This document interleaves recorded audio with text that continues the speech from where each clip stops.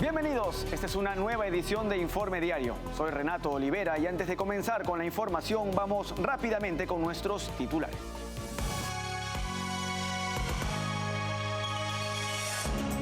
En Estados Unidos, la Corte Suprema de Colorado ha decidido excluir a Donald Trump de la boleta electoral del estado en una decisión que pone en peligro la democracia.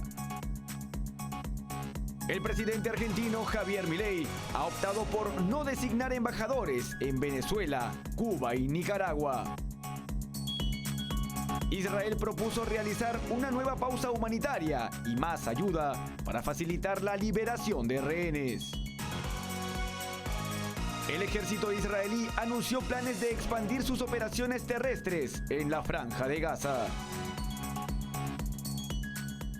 Comenzamos con el desarrollo de la información. En Estados Unidos, la Corte Suprema de Colorado ha generado controversia al decidir excluir a Donald Trump de la boleta electoral del estado en las elecciones primarias. Esta medida se basa en las acusaciones de que el expresidente incitó supuestamente el ataque al Capitolio el 6 de enero del año 2021.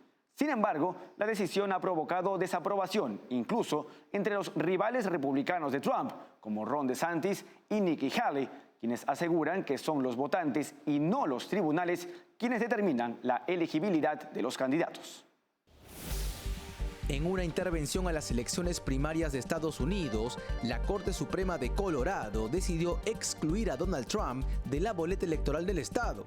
Esto por las acusaciones contra el expresidente de supuestamente incitar un ataque al Capitolio el 6 de enero del 2021. Sin embargo, esta decisión ha generado desaprobación incluso entre los rivales de Trump. Los contendientes republicanos, incluidos el gobernador de Florida, Ron DeSantis, la ex embajadora ante la ONU y ex gobernadora de Carolina del Sur, Nikki Haley, y el empresario biotecnológico Vivek Ramaswamy, expresaron su desacuerdo con la decisión judicial. A pesar de su competencia directa con Trump por la nominación, enfatizaron la importancia de que los votantes y no los tribunales decidan sobre la elegibilidad de los candidatos. DeSantis criticó la decisión como un abuso de poder judicial, alegando que la izquierda utiliza el término democracia para justificar acciones injustas. Mientras tanto, Haley argumentó que las elecciones deben estar en manos de los votantes y no de los jueces, insistiendo en ganar de la manera correcta. Ramaswamy fue más allá, prometiendo retirar su nombre de la boleta de Colorado en solidaridad y animando a otros a seguir su ejemplo.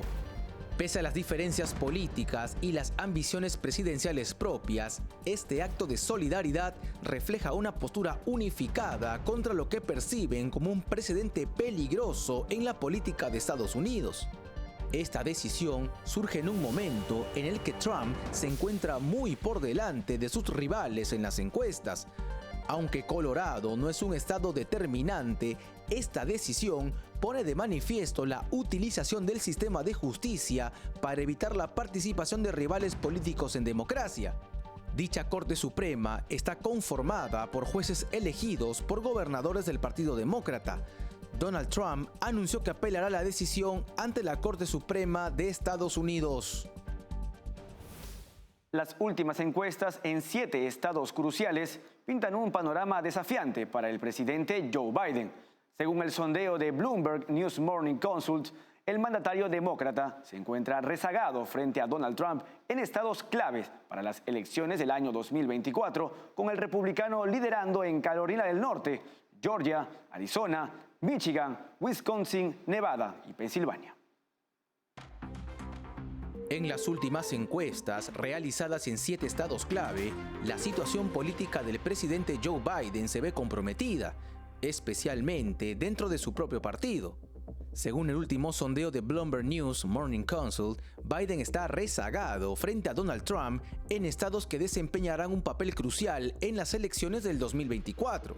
El republicano le saca una ventaja de 9 puntos en el estado de Carolina del Norte, 6 unidades en Georgia, 4 puntos en Arizona, Michigan y Wisconsin, 3 unidades en Nevada y 2 en Pensilvania. Este es el tercer mes consecutivo de encuestas en estados indecisos y la tendencia no favorece al actual mandatario. La insatisfacción entre los votantes demócratas ha aumentado, destacando áreas problemáticas específicas. El apoyo entre los votantes afroamericanos ha disminuido desde octubre y los jóvenes entre 18 y 34 años muestran escepticismo hacia los intentos de Biden de condonar préstamos estudiantiles y críticas hacia su manejo del conflicto entre Israel y Hamás. Michigan, que anteriormente se consideraba un bastión relativamente positivo para Biden, ahora está en juego según los últimos datos. Factores como la baja aprobación, las preocupaciones sobre la edad del presidente y la falta de impresión sobre su historial contribuyen a esta situación. A nivel general, el 58% de los votantes en estados clave tienen una opinión desfavorable de Biden, mientras que el 53% tiene una opinión desfavorable de Trump. Los votantes confían más en el expresidente para manejar diversos aspectos de la economía, que suele ser el tema principal en las elecciones nacionales. El presidente argentino, Javier Milei, ha decidido no designar embajadores en Venezuela, Cuba y Nicaragua, marcando un cambio significativo en la política exterior del país. Esta medida indica un alejamiento del anterior gobierno peronista de Alberto Fernández, que mantenía alineaciones diplomáticas con Nicolás Maduro, Miguel Díaz-Canel y Daniel Ortega. El presidente argentino Javier Milei ha optado por no designar embajadores en Venezuela, Cuba y Nicaragua. Esta medida marca un giro significativo en la política exterior argentina y una clara divergencia del enfoque del anterior gobierno peronista Alberto Fernández, que mantenía alineaciones diplomáticas con Nicolás Maduro, Miguel Díaz-Canel y Daniel Ortega. Según reportes de la prensa argentina, la canciller Diana Mondino, siguiendo instrucciones de Milei, apoyará a la oposición venezolana, votará en contra de Nicaragua en la Organización de Estados Americanos y condenará a Cuba en organismos multilaterales de derechos humanos. Este enfoque representa un cambio significativo en la diplomacia argentina, especialmente en su relación con estos tres países conocidos por sus gobiernos de tendencia autoritaria. Esta decisión también podría influir en las futuras relaciones de Argentina con Brasil, México y Colombia, países que actualmente mantienen una relación más estrecha con las dictaduras de Venezuela, Cuba y Nicaragua. Este giro en la política exterior de Argentina se produce en un contexto de cambios significativos en América Latina y podría tener implicaciones profundas en las alianzas regionales y la geopolítica del continente. La decisión de Milei de no invitar a Díaz-Canel, Ortega y Maduro a su ceremonia de asunción también refleja esta nueva orientación, alejándose de los vínculos establecidos durante las administraciones de Néstor Kirchner, Cristina Fernández de Kirchner y Alberto Fernández. La medida ha sido interpretada como una señal clara de que el nuevo gobierno argentino buscará relaciones internacionales basadas en principios democráticos y el respeto a los derechos humanos. En una reciente entrevista en Telecinco, el líder del Partido Popular, Alberto Núñez Feijóo, expresó su disposición a reunirse con el presidente del gobierno, Pedro Sánchez. Sin embargo, esta disposición está acompañada de duras críticas hacia Sánchez, destacando reticencias y desconfianzas por parte de Feijóo. Feijóo señala que no está dispuesto a blanquear a Sánchez ni a tolerar faltas de respeto, calificándolo de soberbio. El líder del PP plantea la posibilidad de una reunión incluso antes de Navidad. El líder de la oposición critica la actitud de Sánchez, acusándolo de ser soberbio con la oposición mientras se muestra sumiso con los independentistas. Además, Feijóo anunció que el PP recurrirá a la amnistía propuesta por el gobierno, calificándola de fraude y corruptela. Destacó que esta iniciativa es una ruptura del principio de igualdad ante la ley y anunció que el PP presentará un recurso ante el Tribunal Constitucional. El presidente del gobierno español, Pedro Sánchez, ha reconocido que tarde o temprano se llevará a cabo una reunión con el líder separatista catalán, Carles Puigdemont, actualmente exiliado en Bélgica. Aunque no ha cerrado la posibilidad de que ocurra antes de la aprobación de la ley de amnistía, expresó su preferencia de que se realice después de que la norma sea respaldada por las Cortes, lo cual estima que sucederá después de abril. Sánchez ha manifestado su disposición a reunirse con Puigdemont y el líder de ERC, Oriol Junqueras. La confirmación respaldada la información proporcionada la semana pasada por Jordi Turull, secretario general de Junts, sobre la posible reunión entre Puigdemont y Sánchez. El presidente del gobierno pretende normalizar las relaciones con Junts luego de negociar una amnistía a cambio de votos para la investidura y se muestra confiado en que los acuerdos con los independentistas no afectarán su respaldo electoral. Sánchez considera que la estabilidad de su legislatura depende del diálogo con diversas fuerzas parlamentarias, incluyendo, por supuesto, Junts y ERC. Su estrategia busca revertir la desconfianza, especialmente con Junts, y fortalecer relaciones existentes para lograr la participación plena de todos los actores en la política nacional. Momento de una pausa en Informe Diario. No se muevan, que regresamos con más información.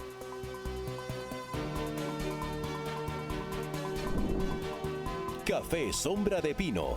Un café diferente que crece a la sombra de pinos en Villarrica. Ya lo saben, Café Sombra de Pino. Un café premium al alcance de todos.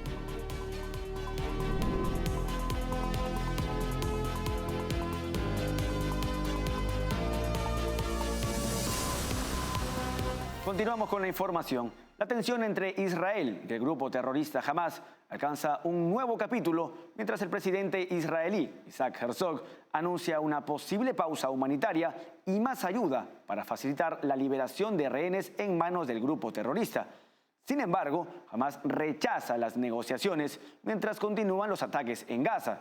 La situación genera preocupación internacional, con el presidente Herzog instando a una mayor intervención de la ONU y otras organizaciones, mientras Israel acusa a Hamas de utilizar tácticas de terrorismo psicológico.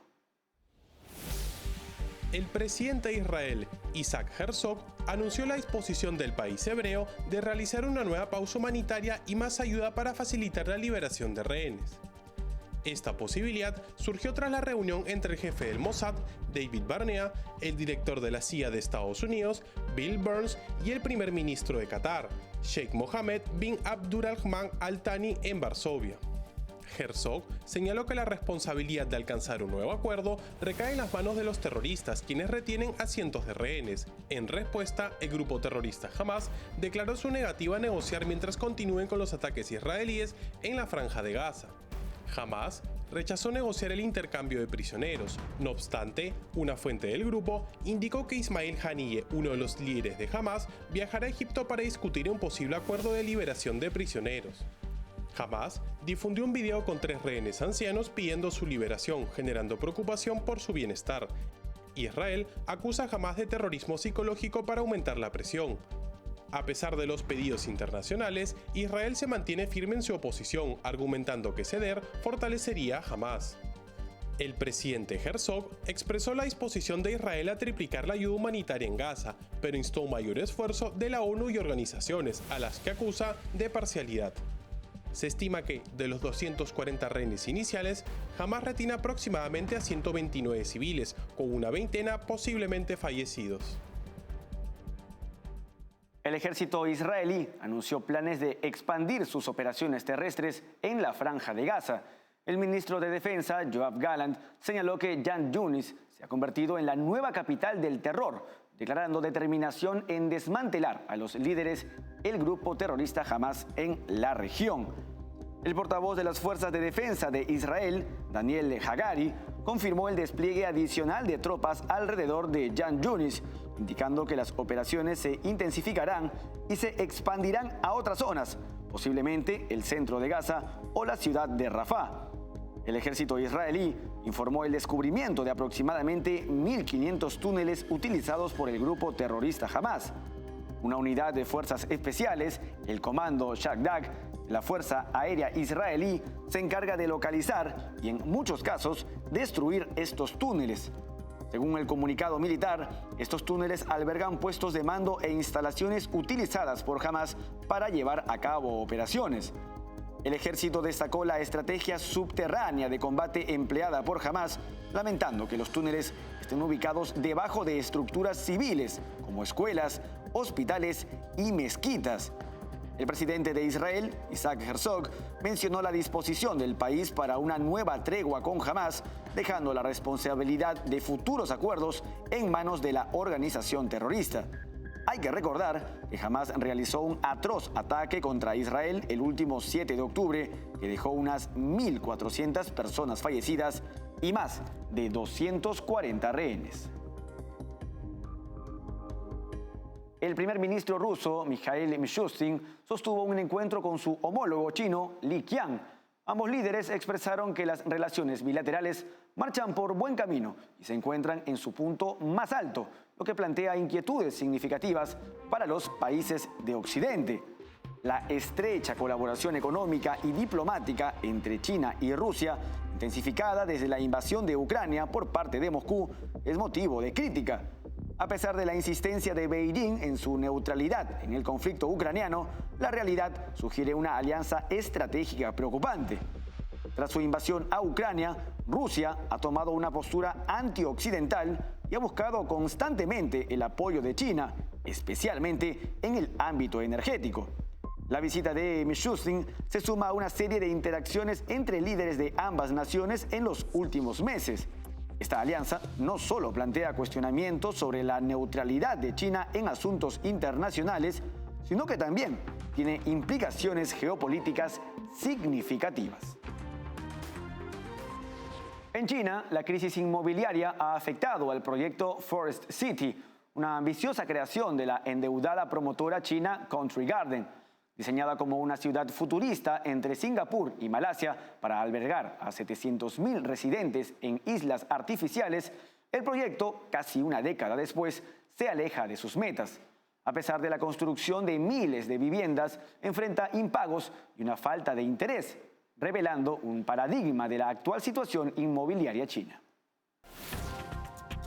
La crisis inmobiliaria que afecta a China se ve reflejada a través del proyecto Forest City de la endeudada promotora china Country Garden, un símbolo destacado de la actual situación inmobiliaria en el país asiático. Forest City, ubicada entre Singapur y Malasia, fue concebida como una ciudad futurista para albergar a 700.000 residentes en 4 islas artificiales. Sin embargo, casi una década después, el proyecto está lejos de cumplir sus ambiciosas metas. A pesar de la construcción de miles de viviendas, el proyecto enfrenta impagos y una falta de interés, representando un paradigma de la crisis inmobiliaria de China. Con la declaración de impago de Country Garden en octubre, aproximadamente 16.500 millones de dólares de deuda extraterritorial están en juego. La disminución del 44% en las ventas de la promotora y los obstáculos administrativos y pandémicos han contribuido al declive del proyecto. Forest City refleja la burbuja inmobiliaria china, donde las grandes promotoras enfrentan endeudamientos significativos, suscitando temores de un colapso.